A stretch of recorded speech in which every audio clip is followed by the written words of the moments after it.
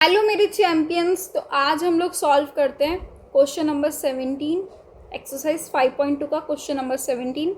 Find the 20th term from the last term of the AP given है, हमें 20th term find करनी है।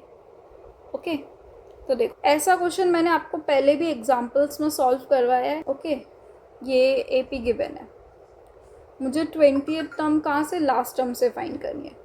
तो इसमें स्टेप 1 यही है कि हम लोग बताओ हमारी एपी है ना, उसको रिवर्स कर लेते हैं। ठीक है, अपनी न्यू एपी बन जाएगी 253 अप टू सो ऑन, फिर 13 8 3। मैंने एपी को रिवर्स कर दिया। ठीक है, तो देखो इसका कॉमन डिफरेंस क्या पता चल रहा है यहाँ से। फर्स्ट टर्म तो मेरी ये हो गई 253। इसके पहले वाला टर्म क्या होगा वो भी थोड़ा देखना है मुझे, है ना।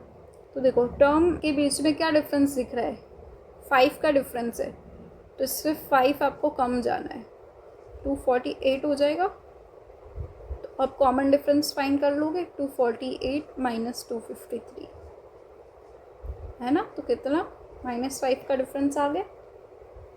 ओके, तो इसके पहले वाली टर्म आप कैसे, आप यहाँ से रिकॉग्नाइज करोगे, क्योंकि आप जब एपी रिवर्स करते हो तो उसका कॉमन डिफरेंस क्या है, वो नेगेटिव हो जाता है। तो यहाँ पे देखो, यहाँ पे 5 का ही डिफरेंस है, 13 माइनस 8 5। बट अभी मैंने क्योंकि रिवर्स किया है तो मुझे कॉमन डिफरेंस -5 मिलेगा। अब कुछ नहीं करना, 20th टर्म फाइंड करनी है। एन की वैल्यू क्योंकि 20 है, कॉमन डिफरेंस मुझे पता है और फर्स्ट टर्म भी मुझे पता है। बस ए एन फॉर्मूला लगा लो, A N is equals to A plus N minus 1 times D. A की वैल्यू रख दो 253। इसकी एक और मेथड भी है, वो भी मैं आपको बता सकती हूँ, है ना। उसमें क्या करेंगे हम लोग, कौन से नंबर की टर्म है वो पता कर लो आप, तो आराम से आपको टर्म का नंबर, है ना, पता कर पाओगे कि वो कौन। उसका भी एक फॉर्मूला है, मैं आपको एक सेकेंड में बताती हूँ। ये देखो 19 5 जा कितना होता है, 95। ठीक है, 19 5 जा 95। दोनों का डिफरेंस ले लो, 253 माइनस 95। ओके, तो 13 माइनस 5, 13 माइनस 5 8, यहाँ पे 4। तो 24 माइनस 9, 24 में से 9 माइनस करके देख लो, या तो पहले 14 में से 9 माइनस करो, कितना आएगा 5, और यहाँ पे 1, तो 158। ओके, तो ये 20th टर्म मुझे पता चल गई। ऐसा भी कर सकते हो, या तो अपनी अगर एपी हमने सेम रखी है ना, 3 8, मुझे रिवर्स नहीं करनी है।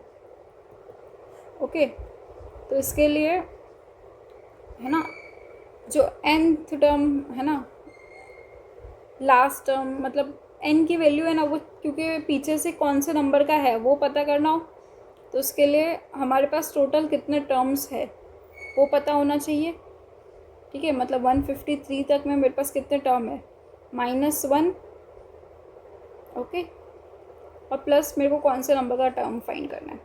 ऐसा फॉर्मूला था जो मैंने आपको पहले भी बताया था।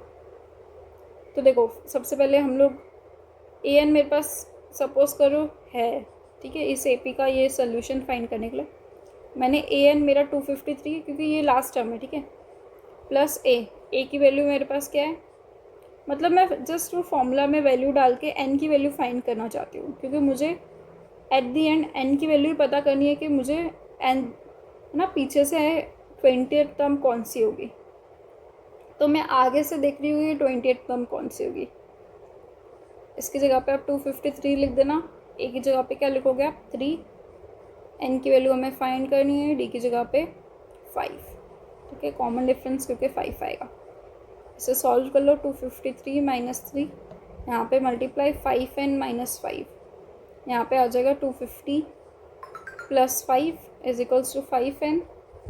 ओके, आगे क्या करेंगे हम लोग, 255 इज इक्वल्स टू 5n, तो n की वैल्यू आ जाएगी 255 अपॉन 5, तो 5 है ना, 5 5 ज़ा 25 और 1, तो n की वैल्यू मुझे पता चल गई। तो मुझे टोटल पता चल गई, मेरे एपी में टोटल 51 टर्म्स है।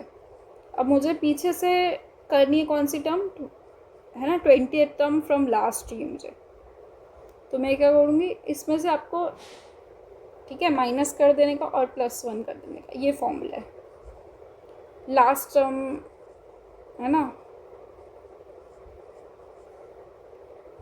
फ्रॉम एंडिंग ऐसे फाइंड करने के लिए।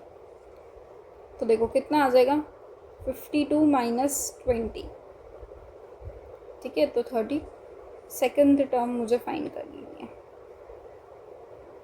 ओके, तो फिर आंसर मेरे को यही फॉर्मूला है सेम, इसमें मुझे 32 टर्म फाइंड कर, 32 फाइंड करके देखो आंसर एकदम सेम आएगा, हमें आंसर 158 ही मिलेगा।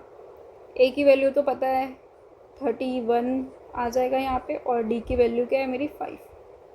इसको सॉल्व कर लो, 3 + 5 1 ज़ा 5, 3 5 ज़ा 15, तो क्या आंसर आ गया 158।